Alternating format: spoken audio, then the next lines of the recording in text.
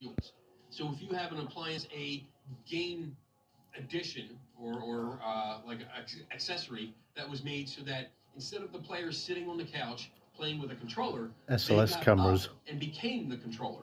So they could move around. They could act out all the, like a lightsaber battle, or they could do a dance routine, or sports, or whatever. They could do these things, and they become the controller.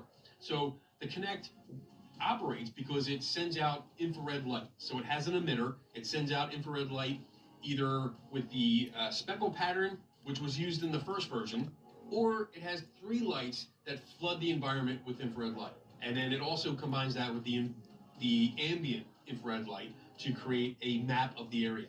Both versions also have a depth sensor, which looks at the infrared light. It measures the time of flight from, so when the infrared light leaves the emitter and then hits the object and comes back to the camera, it measures that, and that determines how far away an object is. It can also see around curves. It can see edges. So it's pretty good. I mean, the first version, the second version, a little bit better. However, both are not perfect. They make mistakes. So they have a database which has thousands of different shapes and sizes of people, from little kids to big adults. And it looks for that. It looks for shapes in the environment to match up to what it has in its database and says, okay, I think this is a player. I'm going to assign a stick figure. The problem is that the Kinect is supposed to be stationary. It needs to be stationary. And you hardly ever see that happen.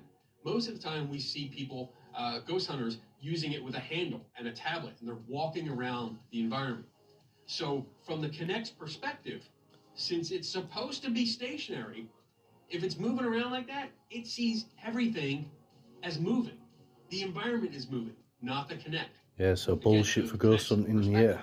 That way, anything that comes in that remotely looks like a person will be interpreted as a person, a player, and it'll get a stick figure. Even when you have it stationary, or you're moving around a little bit, there is potential for inanimate objects to look like people. Chairs, book bags, ceiling fans, archways. I've had a trash bag, like a big hefty trash bag that was filled with trash, that was mistaken as a person because the Kinect put a stick figure on it. But in these cases, the stick figures are anchored to that spot, and that's something to look for. If it's anchored and it's not moving anywhere, it's just like, doing its freaky little dance, but not moving from that area, like not getting up and walking around like that YouTube channel Really Haunted. That's bullshit.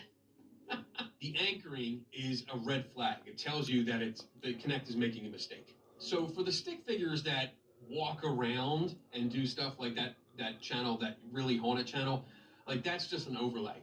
He's filming. I have a whole video on that where I recreate it and show you, like, you can actually film yourself with the Kinect, and you turn the sensitivity all the way up, so there's nothing but a white background, like everything is washed out, but it still sees you as a stick figure, and then you can do whatever you want. And then when you overlay that onto other footage, you can chroma key out the white, and it disappears. It just leaves the stick figure, and you can basically just script out what you want to do, and it looks good. So hopefully I showed the little clip here, and you can see, like, I have a stick figure, which is me, but you don't see me. I knock off this doll off the table, and that's how easy it is.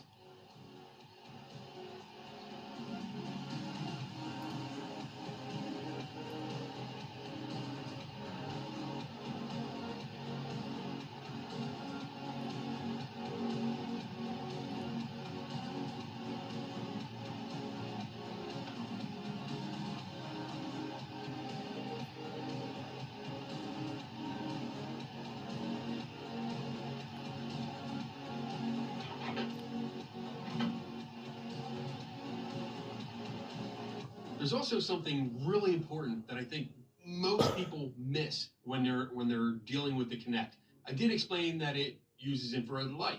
It uses infrared light to see the environment, and it only assigns a stick figure to something that's reflecting that infrared light back at the camera, and the camera sees it, or the software sees it, as a figure. So if there is a stick figure in the environment, and you think it's a ghost, you think it's a demon, then here's something to think about. Your camera, like the webcam, your phone camera, all of these also see infrared light. And if you point your camera at the Kinect, you'll see the emitter. You'll see the emitters, throwing out infrared light.